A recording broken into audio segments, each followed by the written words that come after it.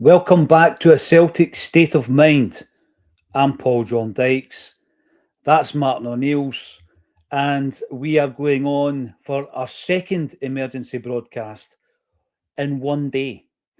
We've had just as many emergency broadcasts, almost, as we've had managers this season. And I've got to say, I'm delighted to be joining you once again on today of all days to try and share in the news and bask in the emotion of exactly what's been going on. So let's take you back to Thursday. This is personally how this has worked out for myself. Get your comments in. Are you happy with the announcement? Are you happy that the club is finally listening to the fans? Are you happy that we are able, I think, to salvage something from this season now that we have Martin O'Neill back at the helm? Or do you have a different view of it? Let us know in the comment section. Let's get right down to it. Let's chat away about Celtic for as long as we can keep this one going. So on Thursday, as many of you know, and as I have been privileged enough to do a number of times in the past, I had an event with Martin O'Neill. And the Martin O'Neill event was on Friday, but on Thursday I got a phone call, last minute phone call. And I'll tell you, when you start doing promotions for events, etc., what you don't want is a last minute phone call, especially when the event in question is one of the biggest of the year. We had sold 400 tickets in 90 minutes. We had 1,600 on the waiting list. 2,000 people wanted to be at this gig. And I got told the news that it was being cancelled, not rescheduled, not postponed, cancelled. Couldn't make head nor tail of it. Obviously, really disappointed. But a lot of people came to me. My phone ran off the hook. Is Martin O'Neill coming back? Is Nancy getting sacked? I got all the queries from all and sundry. And I could have been cryptic and I could have pretended to be in the know and all this kind of stuff. The actual fact of the matter is, I didn't know. Like everybody else, I was thinking to myself, maybe there is something in this. A few of the newspapers ran the story. I was gutted. I was gutted that we weren't going to be with Martin O'Neill on the stage. I was gutted for all the people involved, from our staff to the musician to the venue. I was gutted for every single person who was going to be coming on that Friday night. Really annoyed and gutted. And I'm still going through a number of different messages just to try and make it up to a lot of people. But it was beyond my control. But I started thinking to myself, why can we not reschedule this? Maybe there's something in this. Who knows? And we go into the Rangers game at the weekend, and I start to try and piece it together, thinking to myself, well, Martin's cancelled everything pre-Rangers game, yet he's got a few post-Rangers game appointments that are still active or rescheduled. I couldn't get my head around it. And here it is. So this morning, following the defeat against Rangers, following the tipping point for many, mine's had already tipped, my point had already tipped with Nancy, I thought to myself, today, I'm putting that on the mannequin. I'm putting O'Neill's tracky top on the mannequin because, if nothing else, it's a good omen. And it's me saying, this is what I want to see happening today. So I'll come on at 12:30 with Quinny and Acsom, and we chew the fat about the aftermath of the game. And we're all in unison. We are in agreement that Nancy had to go. Did I think at 12:30 today that the board would actually do it? Well, it was more in hope than anything else, right? It was more in hope than anything else that I wanted the news to come through that the board had actually made a decision, and that Nancy was going to be relieved of his duties. And I'm always kind of divided. I mean, I've worked in organisations where good friends have lost jobs. I've lost jobs. It's not a nice thing. I've been made redundant through my life. Horrible situation to be in. But it's almost as if we park all that when it comes to football, and we talk about sacking X, Y, and Z because we care more about Celtic than we care about them, their emotions, the outcome for their families. And as heartless as that sounds, that's where we are in the world of football. But I always spare a thought for the people who are jumping on planes and moving back, having moved their families out to Scotland from America to try and rebuild their careers. That's all going to happen now. We need to kind of look at that in the rear view mirror. That's going to happen in any case. So in relation to exactly what has happened, I don't think it could have been any better. I really don't think it could have been any better, due to the fact that we have to look at the rest of this season. And if we look at the rest of this season, it was going to go to a point where we were going to win nothing under Nancy, nothing. We're going to be lucky to string results together, never mind finish top of the table, second of the table, maybe even third, or worse. That it simply was not happening for him at the football club. Therefore, we're in a situation where the question was asked, who replaces him? Everybody's going to have their own opinion on that, absolutely. And we did an emergency broadcast when Nancy was relieved of his duties, and the three of us said, it was myself, the four of us, myself, Kevin Graham, Quinny and Stephen Ray, and we all said that it's got to be Martin O'Neill. We reckoned it would be Martin O'Neill. I think the top choice would have been Ange Postecoglou, but we were being realistic. We need unity and we need stability. Who else can do that? Who can step into this squad? He knows the players. He knows them intimately. I know he was only here for 37 days, but he got 8 games in those 37 days. He left something of a saviour. And he galvanised that side to a point where they were being criticised pre-Martin. They've been criticised post-Martin. But whilst Martin O'Neill was there, he managed to eke out and squeeze out as much of the quality and the performance as he possibly could. Absolutely phenomenal. You're right, David Sinclair. You're right. It's time to get this season back on track. What a boost. What a boost this has given me. I don't know how you guys are feeling. Let us know in the comment section. I'm absolutely buzzing at the news that Nancy's gone and Martin O'Neill is back in charge. And yes, he will be joined by Sean Maloney and Fozzie and Stevie Woods. It's been confirmed Stevie Woods is still in the room. I was going to say back in the room. He's still in the room. And there's just a sense now that, you know what, everything's going to be fine in that respect. There are wider, deeper issues at Celtic Football Club. Tonight's not the night to talk about them. The night is to talk about the positive developments that have happened at Celtic Football Club now. Yeah, Peter Lawwell has stepped down as chairman. He's still on the board of Celtic Football Club. He's off the PLC board. David Lowe confirmed that earlier on today. The nuance of that is probably so that he can still have his seat in relation to his position at UEFA. Some people don't like Celtic supporters or podcasters speaking to the mainstream media, but just the other day there, actually tonight I was speaking to RTE, but the other day I spoke to BBC Scotland, and in terms of just me, right, my view, what's my view made up of? It's not all original thought. A lot of my views are made up of reading comment sections on the daily fans forum, which is called the Acsom Bulletin, reading comments on the social media, the decent ones, reading DMs, reading emails through the Gmail, speaking to Celtic fans every single day in life and getting as many opinions as I possibly can and then trying to bring them together to the best solution for Celtic Football Club. And this was what I think we should have done. I'm going to play a short video and I'll be back to you in just a second. Time for an update on the sport. Adam is with us and the question mark hanging over the Celtic manager. Yeah, that's what we're going to be speaking about. Again, we can continue with this reaction to yesterday's Old Firm game where Rangers beat Celtic 3-1 away from home to inflict a 6th loss in 8 games on new manager Wilfried Nancy. Supporters were understandably left furious, with thousands of them gathering outside the stadium after the full-time whistle to call for regime change, and the Celtic Fans Collective have issued a statement requesting the removal of the manager and those who hired him. So let's get a sample of how the fans are feeling now and speak to a Celtic supporter and a Celtic State of Mind podcaster, Paul John Dykes. Paul John, good morning. Now you've had the chance to sleep on it. How are you feeling after yesterday's events at Celtic Park?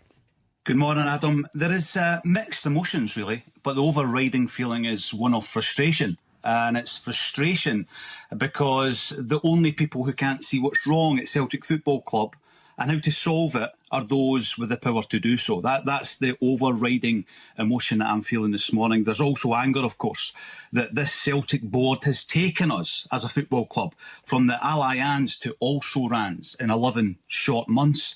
And there's a sadness, really, because when I look at that Celtic dugout, I see no Celtic identity.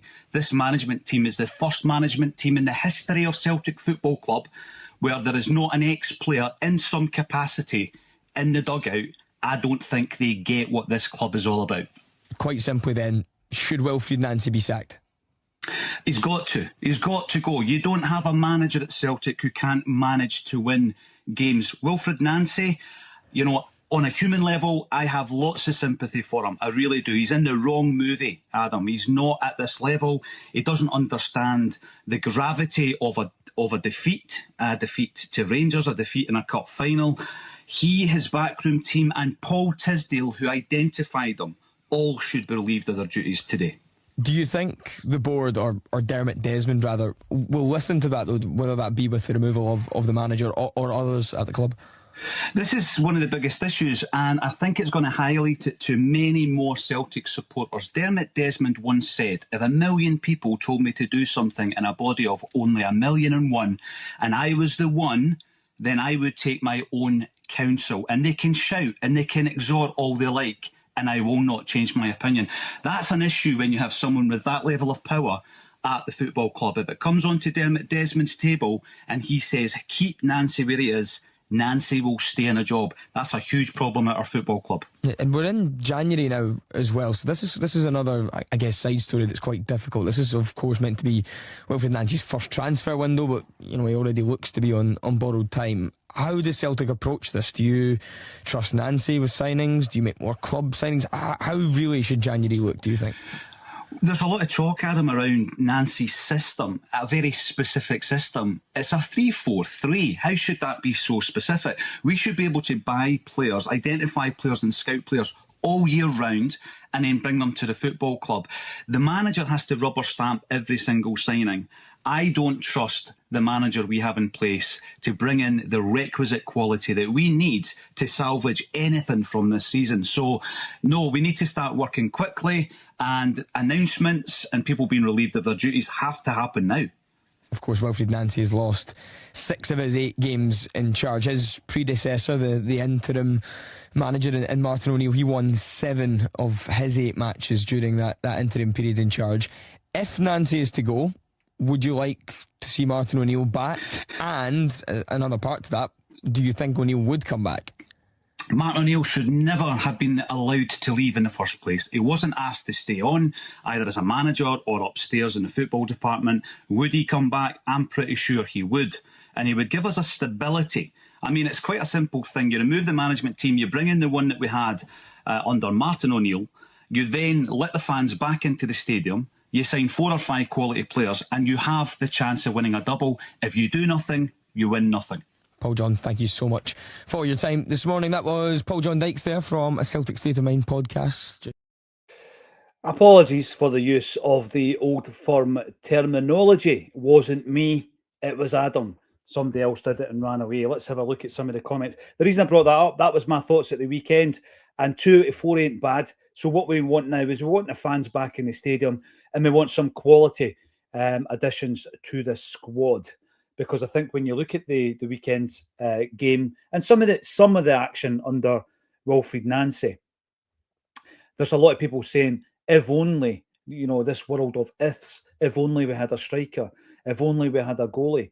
By the way, that's relevant. It is absolutely relevant. I rewatched the Rangers game this morning, and there was so many occasions where if we had that added quality at the back and we had that added quality up top, we could have, should have, would have. But, is that not the story of every loser?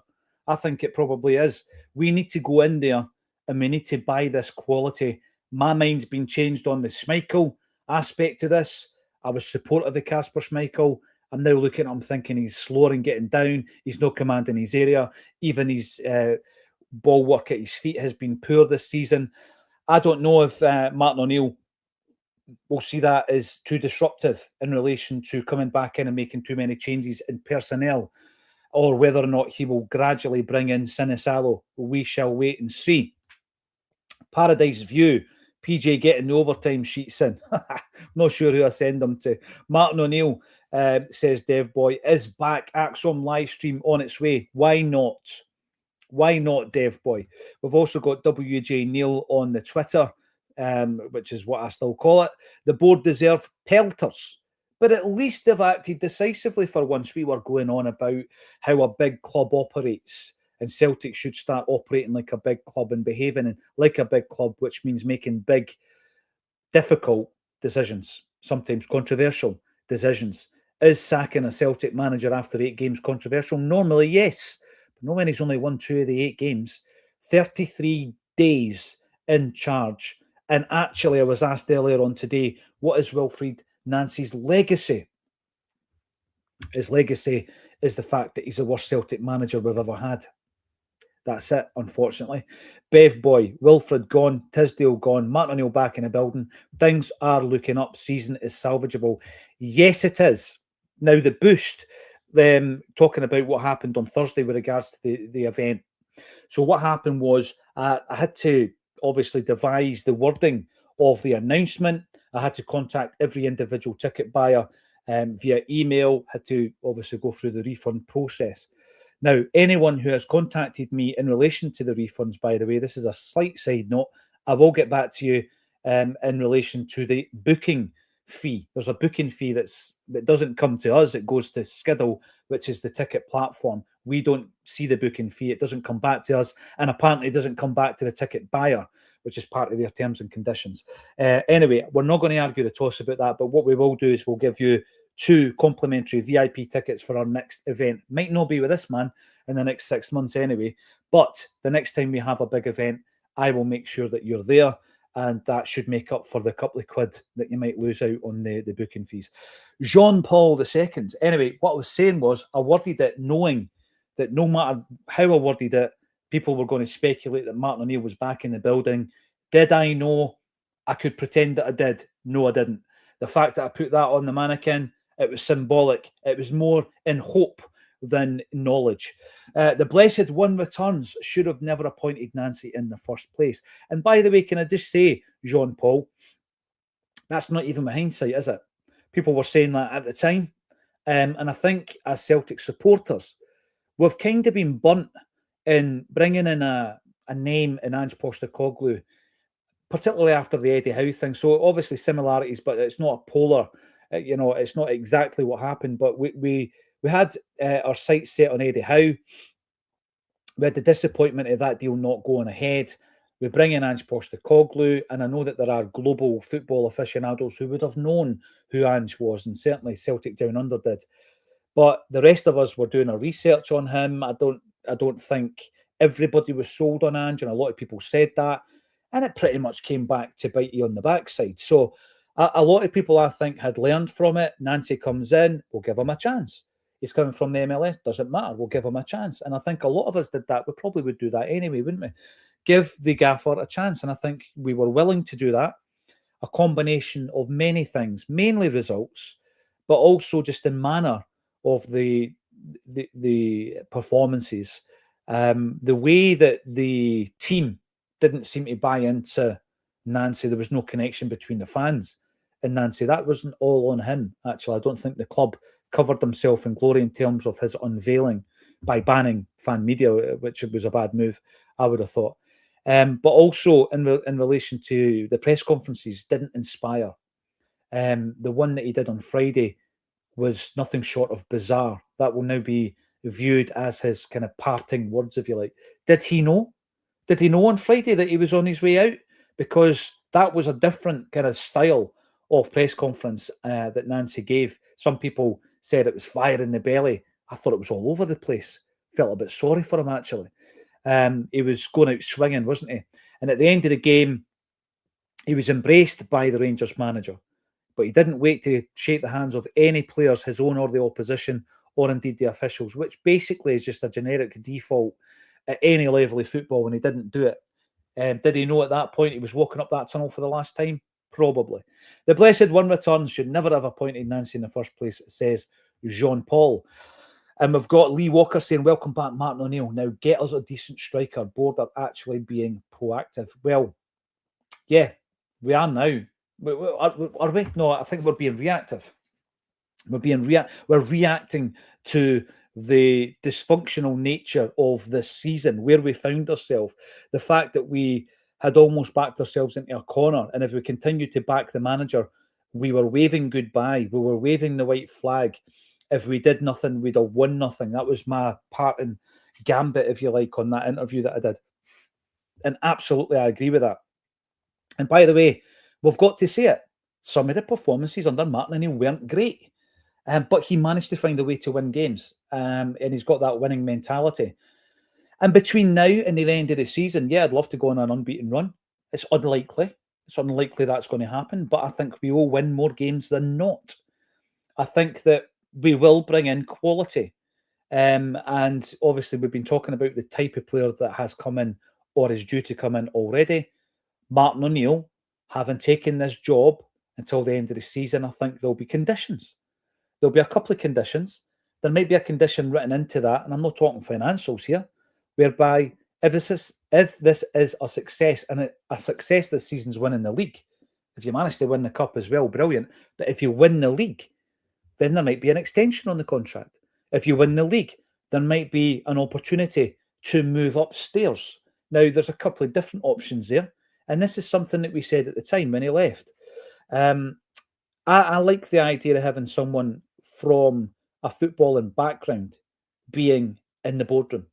I think that when you're making football decisions, you need someone with an intimate knowledge of football. Martin O'Neill is a two-time European Cup winner as a player. He has won trophies at provincial clubs as a manager. That provincial club being Leicester City, 2 League Cups, took Leicester City into Europe. And then he comes to Celtic, and he's the first manager since Jock Stein to win a treble. He takes us to a European final. And I think that in relation to that level of knowledge, that know-how, the experience, the presence, I think would benefit us at a football director level. Head of the football department, sitting in the boardroom. There you go. I think that would be a fantastic role for Martin O'Neill beyond the 6 months. He's obviously going to be working with Sean Maloney and Mark Fotheringham, Steve McManus, Gavin Strachan, Stevie Woods. And I think that when you're looking at that as a team, that team worked well. You know, that was part of the success under Martin O'Neill earlier on this season. I'm going to say this. Tell me if I'm right or wrong, anybody out there, because I'm thinking of the season where Liam Brady was relieved of his duties, and we had an interim manager that season who was Frank Connor, and then Lou McCarry came in. So that in that season we had 3 managerial periods, if you like, 3 different managers. This time we've had 4 different managerial periods, 3 different managers. I don't think we've ever had 4 different periods when it comes to being a manager. We're making history for all the wrong reasons. Stephen Sloan, it's great to see you, Stephen. You used to comment a hell of a lot back in the day, so it's great to see you back on the YouTube. PJD, what's your thoughts on Peter Lawwell having left the PLC board but remaining on the board of the Celtic Football and Athletic Company Limited, the football board, meaning he is still involved in football operations at Celtic? What do I think of that? I saw the tweet earlier from David Lowe, friend of Acsom. David knows his stuff. I'll tell you what I'm going to do about this, Stephen. I've got an interview on Friday for This Is Acsom, and I am going to be doing a deep dive interview with Stephen Craig. Now, if you watch This Is Acsom, last year, or maybe even a couple of years ago, Stephen, there was a tiny wee section of one of our shows where Stephen and I discussed his vision for Celtic. Stephen's been a CEO, he's a director in massive companies, he's owned massive companies, he's sold massive companies, and he's Celtic mad. I'm going to ask him the question, because I look at that and I think to myself, and there are rather ifs in my answer here. As long as he is not involved in football decisions, then it's fine. But we all know that that's virtually impossible. Why is he still on the board of the football club rather than the PLC? Is it because he wants to retain his influence at UEFA level? Perhaps, Stephen. Does that benefit Celtic? If the answer is yes, I can understand it. If the answer is no, then why is he still there? I'm going to ask Stephen Craig his view on that on Friday. McMahon, 6712, this makes me think it will be McKenna in the summer if he doesn't get promoted. Right, what do I know about Kieran McKenna? I'll tell you what I know about Kieran McKenna, right? So he was spoken to. He was spoken to when we were in that period between Brendan Rodgers and Nancy, and Martin O'Neill was in as an interim. He was spoken to, as well as Robbie Keane, as well as Ange Postecoglou, and of course Wilfred Nancy. That's the 4 names I'm aware of. There might be other names that come in the future. That tends to happen. Somebody will be getting interviewed on Under the Cosh in 5 years, and he'll tell you the story that he was interviewed by Celtic. So in relation to this then, right, just earlier on, in between Stream 2 and this one, I was speaking on RTE. I quite enjoyed talking to them. Decent set of guys. And on there, one of the pundits was Stephen Quinn, the ex-Republic of Ireland player, who's a friend of Kieran McKenna's. And we were obviously talking about the Celtic job. I said, look, I'd be happy if Martin O'Neill came back in. And Stephen Quinn said that he's pals with Kieran. He had spoken to Kieran McKenna, and that he was, and I quote, agreeing, which is a Celtic fan, and he would be interested in the job. Right. So that came tonight. That was on the radio tonight, RTE, this evening. But what I had heard when we spoke to him in the interim period between Rodgers and Nancy is that he has this incredible bonus lined up at Ipswich. If he gets into the Premier League, he gets a £10 million bonus. 10 million quid bonus. They're sitting second in the Championship right now. So the chances are he'll be here till the end of the season. Does that mean that McKenna, very much a Dermot Desmond kind of esque appointment, does it mean that McKenna will be the manager next season if Ipswich don't get up? Maybe. I would not put that past us as a football club. So thank you very much for bringing that up, McMahon. Great point. We've also got Martin O'Neill. It could be the Martin. I've not heard from him since Friday. It might be. 3 bulletins in one day, PJD. You're never off the screen. Sorry. You can also listen to the audio, or you can minimise the screen if you don't want my big cootum, because I know some of these TVs are quite big. John Blackie. Are you from Midlothian? I know Blackie's from Midlothian, Johnny. Need a striker in the door and the league is back on. Yeah, aye, absolutely. And you know the thing, and it's not an opportunity, because I have criticised players and changed my mind about them. One being you and Martin's favourite, Yang. I thought Yang was absolutely brilliant at the weekend. His goal was a thing of beauty. But Johnny Kenny is a guy, he's a player that I look at and I think, you know, he's got a lot of these credentials, if you like. He's got a lot of these attributes that if a player's not got them, they're never going to have them. And that is, it comes down to application and attitude, comes down to speed, positional awareness. I think he's got that. I really do. I think he's got these things.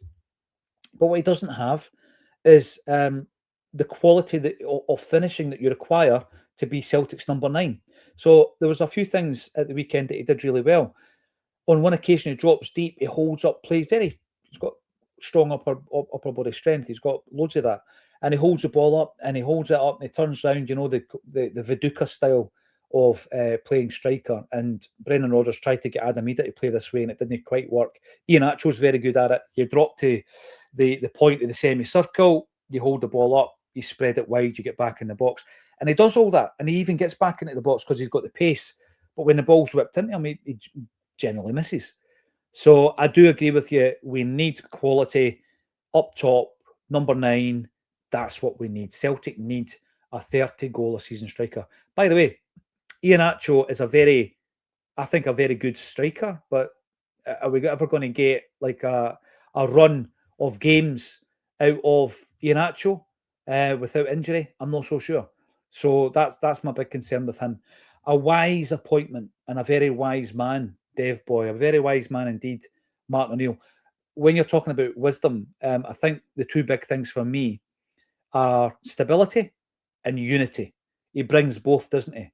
He brings the unity of guys like me and many in the comment section, not everybody, some people might disagree with this decision, who feel a wee bit more, I don't know, optimistic about the rest of the season because Martin O'Neill's in charge. And with regards to the stability, who knew what was happening with Nancy? It was madness. It was chaotic. Chaos ball. Martin O'Neill comes in and just stabilises everything, calms everything down. You're not going to see him kicking off, like Nancy did at the weekend there after just a few games. Right, we've got Kurgan, 88, good year for Celtic. League is staying at paradise.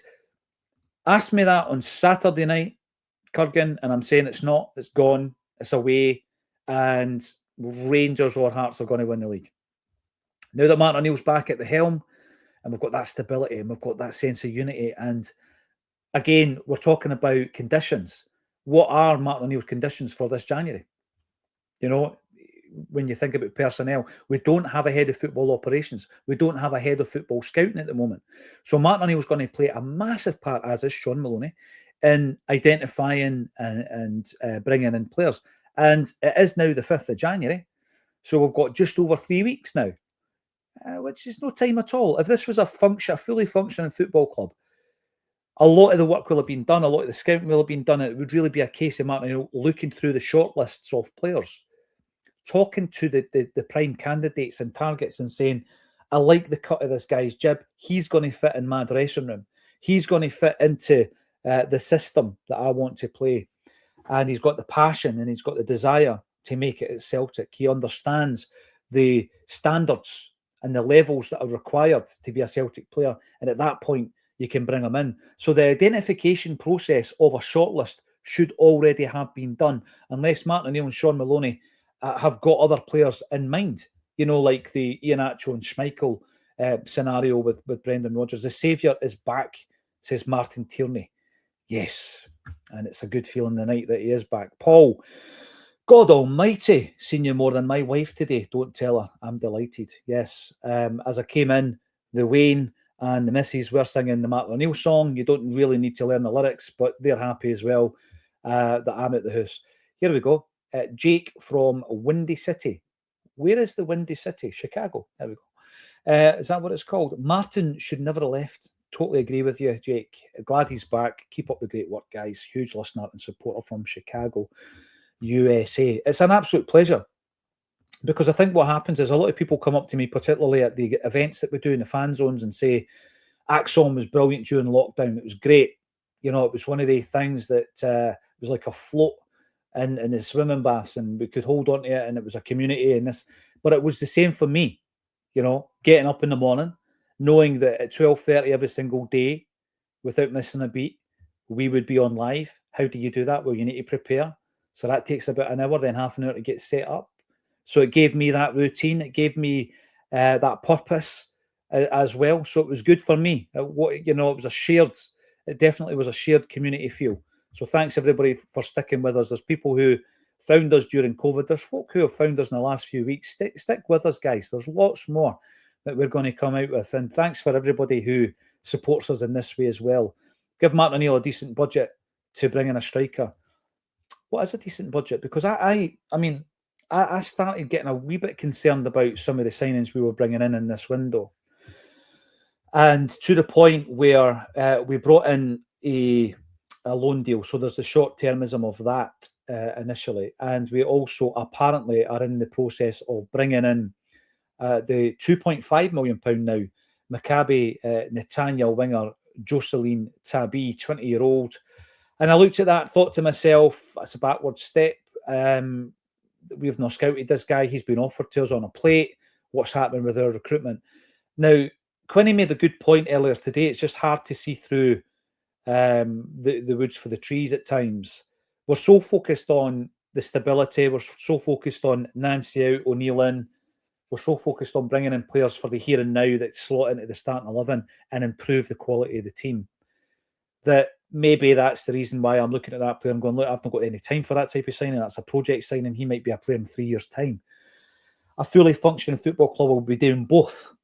They'll be doing both, right? And that's probably where I've taken my eye off the ball. In terms of how we got to signing that player, I still don't think that's good enough. He's been offered to us along with various other clubs all over Europe. We've not done the legwork. We're just sitting there and it's landed on our desk, and we'll decide whether or not we take him on. And that isn't good enough. Right, there he is. Ewan Martin, been banging a drum for Yang all season. Ewan, I put my hands up, mate. I think Yang's a right winger. I think that Yang will play in Martin O'Neill's first game in charge third time round against Dundee United. And by the way, wasn't that his first competitive game in charge? First time round. Always look on the bright side of life.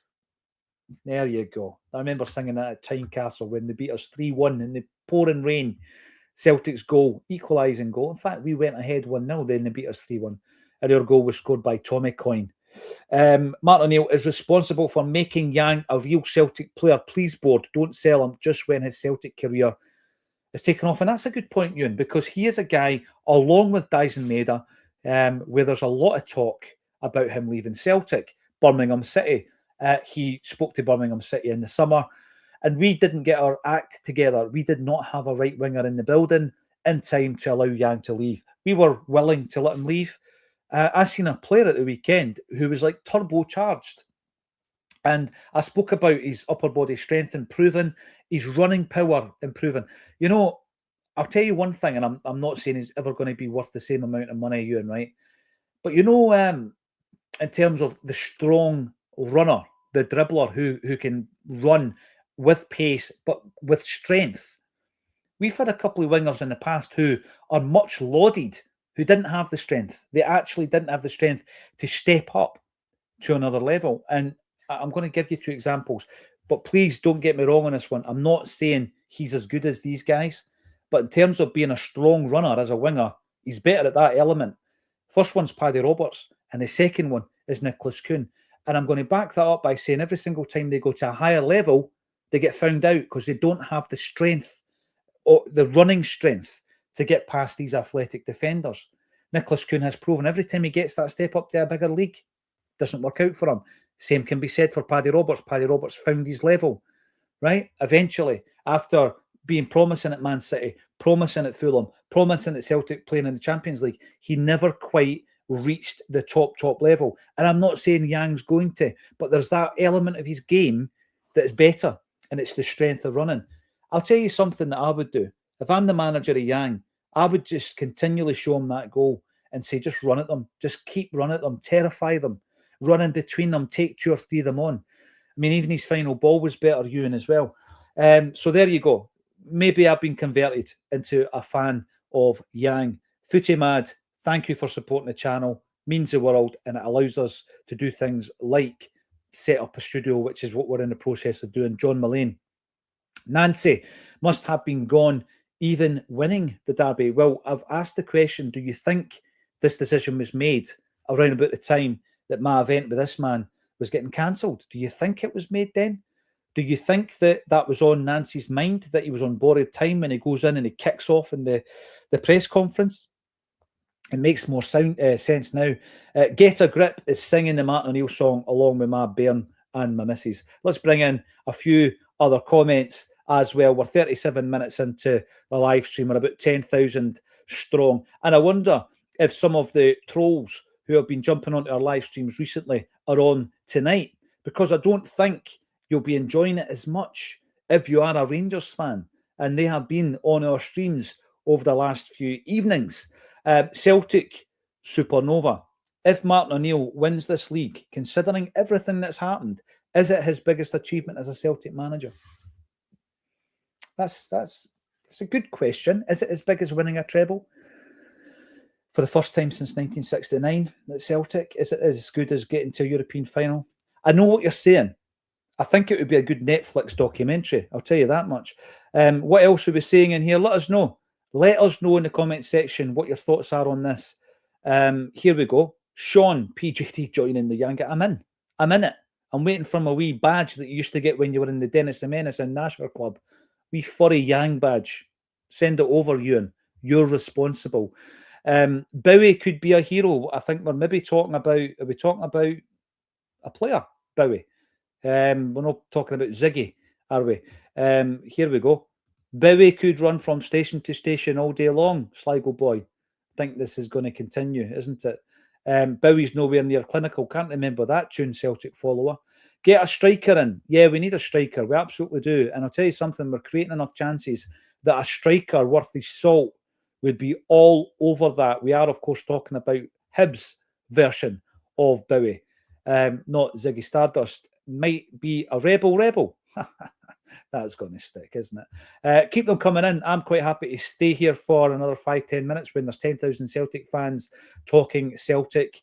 I'm quite happy to be here, and I've got to thank everybody, including Mick McBride, for helping the channel. He's been the best player over the last 3 games, says George Nicholson. Yang. I just, honestly, I looked at that, and it wasn't just a flash in the pan. The goal at the weekend that he scored against Rangers. Talking to my pal earlier on, Tony Haggerty, and we both agreed that there was a couple of goals Brian McClare scored for Celtic at Hampden for Celtic against Rangers back in the 80s that are kind of been like lost to the depths of time because they never ever made it into the compilation videos because we got beat, which is bizarre because you get some brilliant elements of play and brilliant goals and all that kind of stuff and skill and saves and everything else in games that we don't win. And Yang obviously is now part of that. What an incredible bit of skill. And at some point during that run, you know, if he second guesses himself, he's done. So he's working on instinct as well. This was my point, Sean. It is a massive step up for Kuhn, but he'd had that step up earlier on in his career when he went to Ajax and he went to Bayern Munich. And he couldn't take the step up because there's elements of his game. And I'm sorry to say in the modern game, a lot of it's physicality. There's elements to his game that will never be good enough to be a star man in Serie A. Starman, see what I did? In Serie A. But the other player that I'm talking about was Paddy Roberts, who had bags of talent elsewhere, but he'll never have that physical strength when he's running at an athletic defender in a top European league like Serie A or the English Premiership.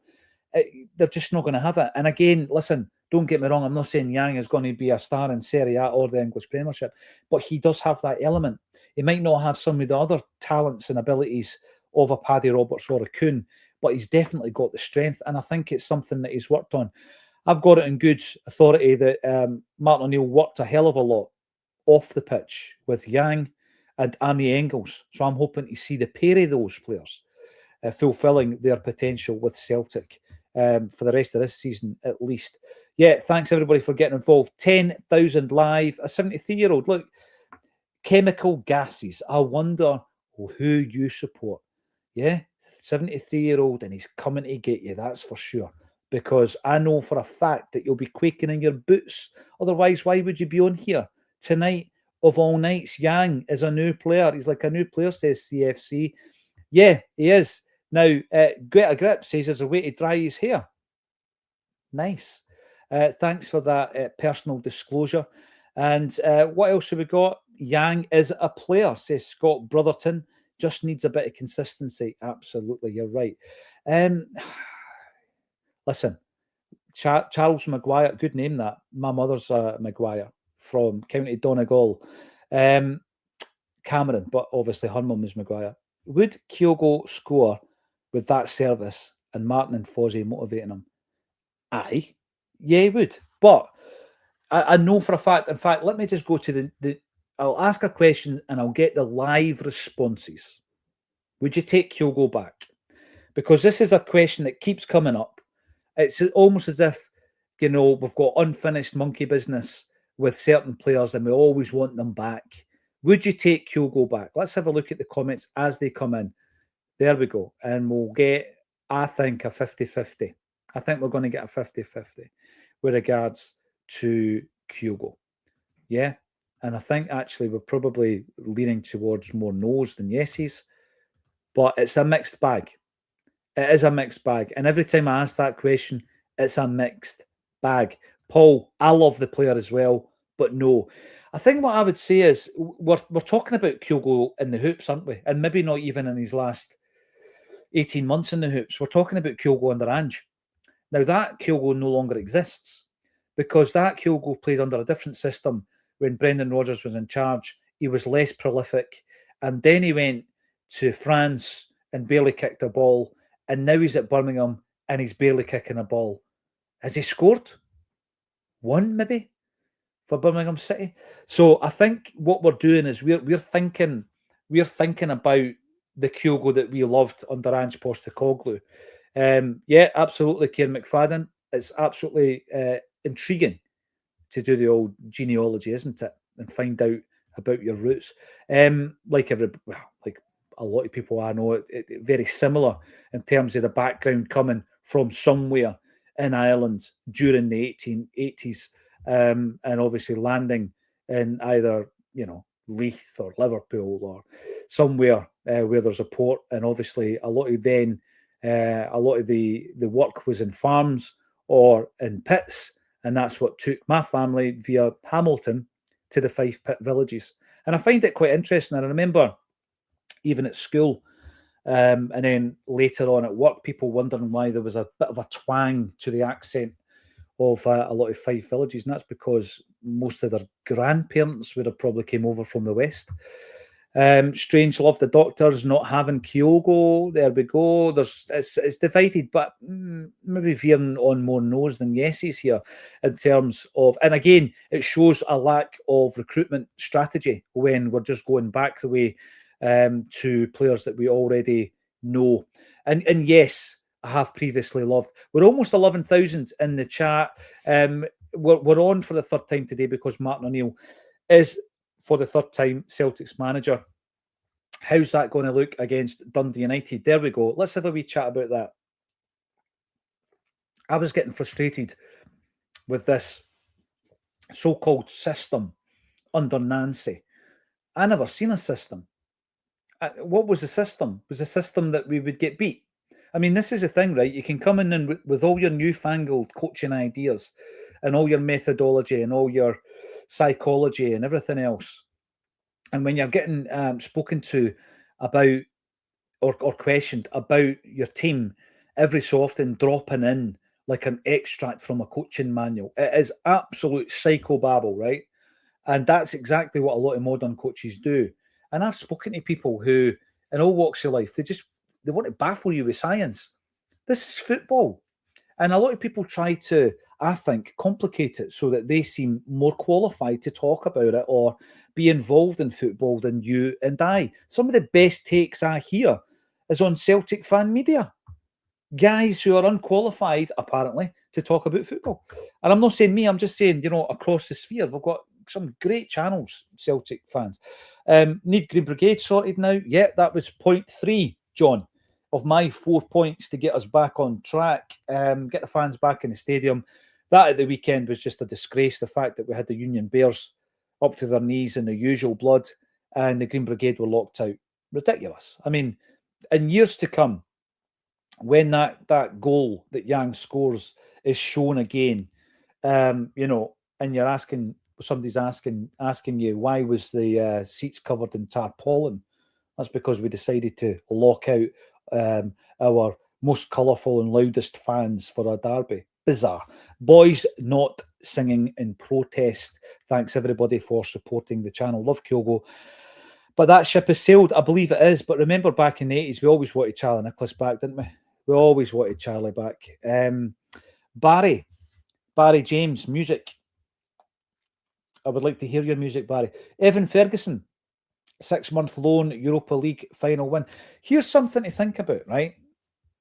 Evan Ferguson's parent club is Brighton, and Tony Bloom is obviously heavily involved in Brighton, and Brighton use Tony Bloom's Jamestown analytics to such a degree that no one else in the league that one of Tony Bloom's teams is in, USG, Brighton or Hearts. No one else in the league can use his analytics system. That's his rule, right? So when Kieran McKenna's Ipswich were promoted to the Premiership, they had relied heavily in terms of data analysis. They had relied heavily on Jamestown analytics. It costs £1 million a year for the license, right? That's why Celtic don't have, because there's other analytic systems available that are classed as gold standard. Celtic don't have one. We've got a system or a couple of systems that you and I could subscribe to online. They're very good systems, but they're not gold standard. We are using currently the same systems as Airdrie, Celtic Football Club, when it comes to data analysis.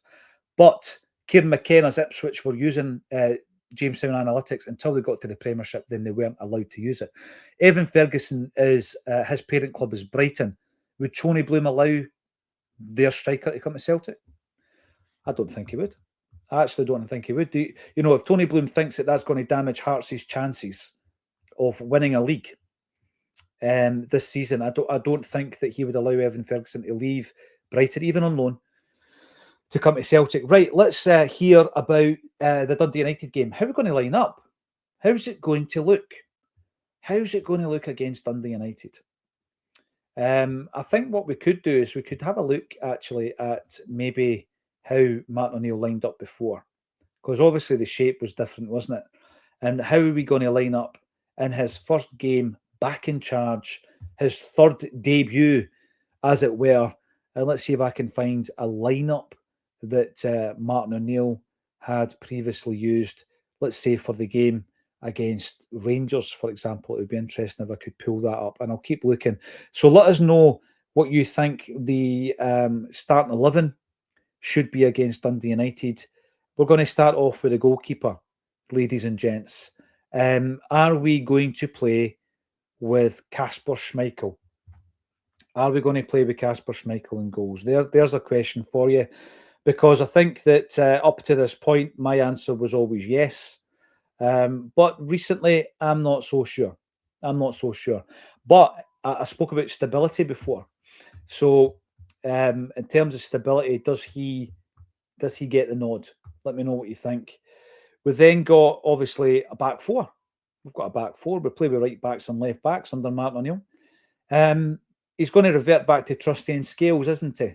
In his central defensive area. He's going to play with Trusty and Scales. I don't think there's any doubt about that. And then on the right-hand side, fully fit, who do you pick? So what's your options? Your options at the moment, we've got a new right back in Araujo. Does he start? He's played 114 senior games at right back. Maybe he does. Does Tony Ralston start at right back? Does Colby Donovan start at right back? Right, so I've got the Jagged God coming in. Tierney, Scales, Trusty, Donovan. That was the back four I would have played at the weekend. The Jagged God, knowing that Nancy was never going to play with a back four, but that was the back four that I suggested. Play Tierney on the left-hand side, Donovan on the right, Scales and Trusty. Will it happen, though, is the question, because I think what we were doing before, it was Tierney or Sriracha on the left, it was Tony Ralston at right back. I think he might stick with Tony Ralston, you know. I think he will. I'm going to bring this in from AGSC Tech. Didn't we have a bespoke analytics system from the footballing protologist Tisdale? I thought that was Tisdale's USP. Yeah, apparently. That he had his own system, or was that just for recruitment? Well, this is the thing with data analysis. Jamestown deals with individual players from around the world. You've maybe seen the interview that Derek McInnes gave Simon Ferry on this. Individual players, you can tap into their data, their performance data. So you can use that for recruitment. You can use it for your own performance analysis of your players, and you can use it for analysing your opposition. And yeah, the USP apparently that Tisdale had was that he had built his own system. This was also part of him, re-emerging after being a bit part journeyman manager in the lower reaches of English football as a football doctor. The cravat-wearing, hat-wearing, fedora-wearing football doctor, he had his own system, apparently. Did we see the benefit of that? Because Inamura and Shin Yamada, is that the outcome of having this, super-duper system? I don't think so. I absolutely don't think so. Right, Sinisalo, Seedall says, needs a chance. One game in, however, many isn't good enough for any keeper. Right, so at the moment, would you start with Schmeichel or Sinisalo? Let me know. Your back four. I'm just going to run with the one that we've been given so far. Donovan, Tierney, Trusty, Scales.